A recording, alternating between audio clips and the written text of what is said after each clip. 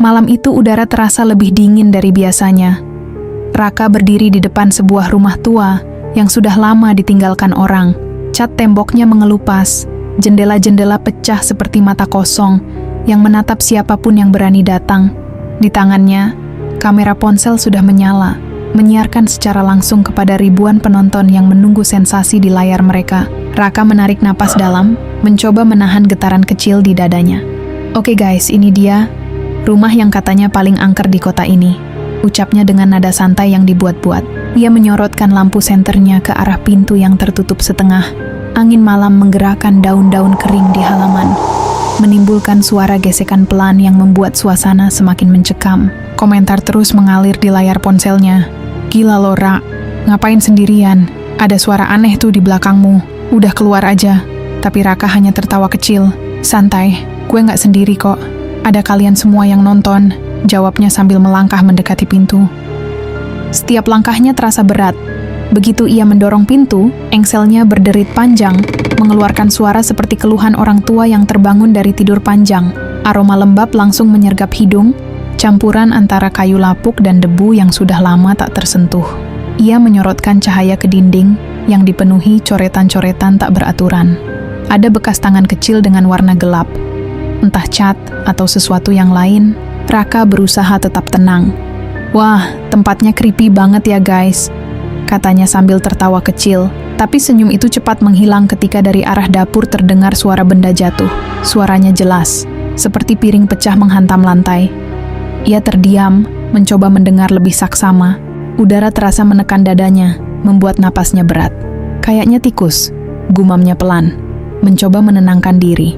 Tapi di kolom komentar, penonton menulis sesuatu yang membuat bulu kuduknya berdiri. Rak, ada bayangan lewat di belakang lo.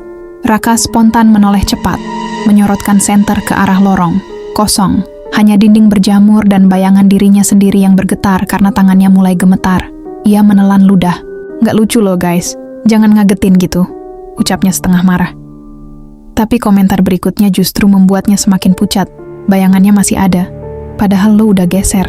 Ia menatap layar ponselnya, memperhatikan pantulan dirinya di kamera. Benar, di belakang tubuhnya ada siluet lain, samar, berdiri diam di dekat pintu.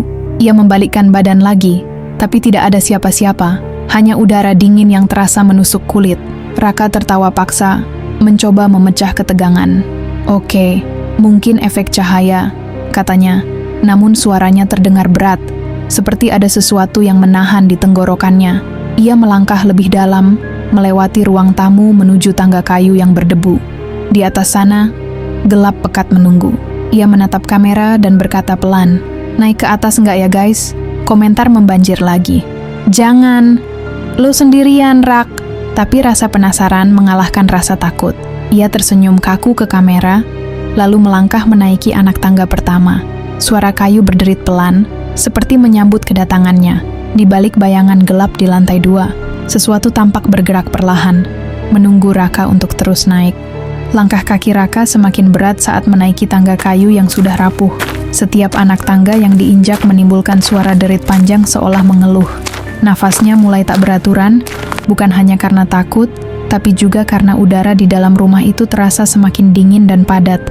Di layar ponselnya, cahaya senter bergetar mengikuti getaran tangannya. Komentar dari para penonton terus bermunculan dengan cepat, memenuhi layar seperti bisikan yang berlomba menegurnya. Rak, jangan lanjut, ada yang ngikutin di belakang. Serius, itu bukan bayangan lo. Tapi Raka pura-pura tak menggubris, menelan ludahnya sendiri, sambil terus melangkah. Begitu tiba di lantai 2, suasana berubah lebih sunyi. Tidak ada suara jangkrik, tidak ada hembusan angin, hanya keheningan yang menekan telinga. Cahaya senternya menyorot lorong sempit, yang dindingnya penuh debu dan sarang laba-laba. Di ujung lorong, ada 3 pintu kayu yang tertutup rapat. Raka berhenti sebentar, menatap salah satunya yang tampak lebih baru dibandingkan 2 pintu lain. Catnya masih utuh, tapi di bagian bawahnya seperti ada bekas goresan kuku. Ia mendekat perlahan sambil berusaha terdengar santai di depan kamera. Mungkin ini kamar utama, atau tempat sesuatu terjadi, gumamnya sambil tertawa kecil, tapi suaranya terdengar bergetar. Tiba-tiba terdengar bunyi langkah lain dari arah belakang. Pelan, tapi pasti. Raka langsung menoleh. tidak ada siapa-siapa. Namun di lantai yang berdebu, ada bekas jejak kaki kecil basah, seolah baru saja dilangkahi seseorang. Ia mundur setengah langkah, wajahnya mulai kehilangan warna. Oke, ini mulai nggak lucu, katanya pelan, napasnya memburu. Tapi penonton di live justru semakin panik. Rak, pintu di belakang lo kebuka sendiri. Ada kepala nongol di bawah tangga. Raka berbalik cepat, menyorot ke arah tangga. Lampu senter memantul di dinding, dan untuk sepersekian detik, ia melihat sosok berambut panjang berdiri di bawah sana. Tubuhnya diam, tapi kepalanya sedikit miring, seperti sedang memperhatikan. Raka tersentak mundur hingga ponselnya hampir terjatuh. Gue lihat sesuatu barusan, katanya gemetar. Ia menyorot kembali ke arah tangga, tapi sosok itu sudah hilang. Yang tersisa hanya keheningan dan suara detak jantungnya sendiri. Ia menelan ludah, lalu memaksa diri berjalan ke salah satu pintu. Di atas meja kecil di dekatnya, tergantung sebuah lukisan lama. Wajah seseorang dengan mata hitam lebar menatap lurus ke kamera. Dan entah mengapa mata di lukisan itu tampak bergetar mengikuti gerakannya. Raka mundur perlahan. Kenapa lukisannya kayak ngikutin gue? Gumamnya lirih. Di balik pintu, terdengar suara sesuatu bergeser, seperti mainan jatuh ke lantai. Ia menyorotkan senter ke celah pintu, tapi gelap pekat menelan cahaya itu. Kemudian terdengar suara kecil, tawa anak-anak, lirih tapi jelas. Tawa itu pelan, berulang, seperti menggoda. Raka menahan napas, matanya membulat, jantungnya berdetak tak beraturan. Ia menatap kamera dan berbisik, "Kalian dengar itu kan?" Tapi sebelum ada yang sempat menjawab, tawa itu berubah menjadi bisikan serak yang memanggil pelan namanya. Raka. Raka berdiri terpaku di depan pintu yang menjadi sumber suara.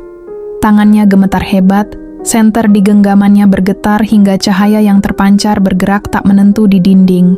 Suara tawa kecil itu kini berubah menjadi isakan, pelan, tersendat, seperti suara anak kecil yang menangis di balik pintu. Ia menatap layar ponsel, melihat ribuan penonton yang menulis komentar dengan panik. "Ra, jangan buka. Keluar sekarang. Ada sesuatu di dalam." Tapi rasa penasarannya menahan langkahnya untuk pergi. Ia mendekat, napasnya semakin berat, dan dengan suara bergetar ia berkata, "Siapa di dalam? Kalau cuma mau main, gue nggak ganggu kok."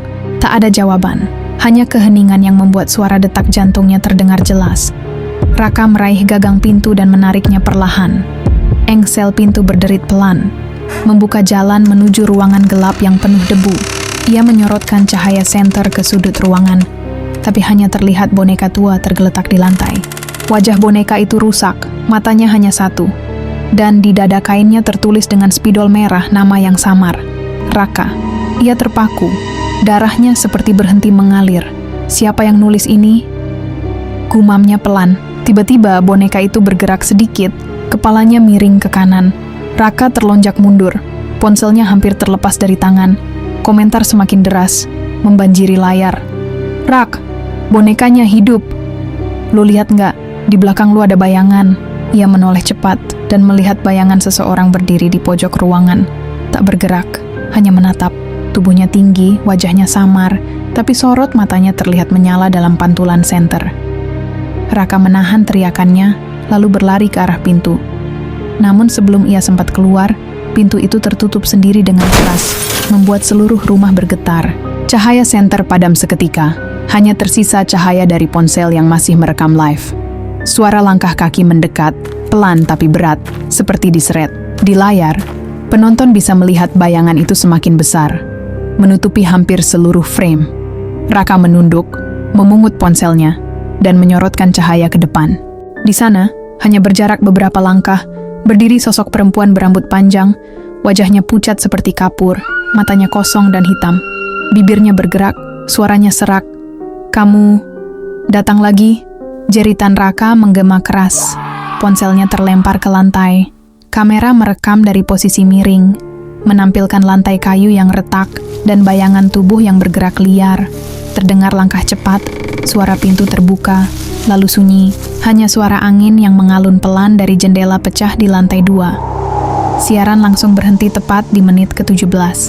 Keesokan paginya, video itu masih bisa diputar, tapi akun Raka sudah menghilang, tak lagi terdaftar di platform manapun. Namun beberapa hari kemudian, Beberapa penonton melaporkan menerima notifikasi aneh. Live, Raka sedang siaran langsung. Ketika mereka membuka tautannya, layar menampilkan ruangan yang sama, gelap, berdebu, dan kosong, kecuali satu hal. Di tengah ruangan, duduk sosok Raka dengan wajah pucat, matanya kosong menatap kamera, tersenyum lebar, sementara di belakangnya, pintu perlahan terbuka lagi.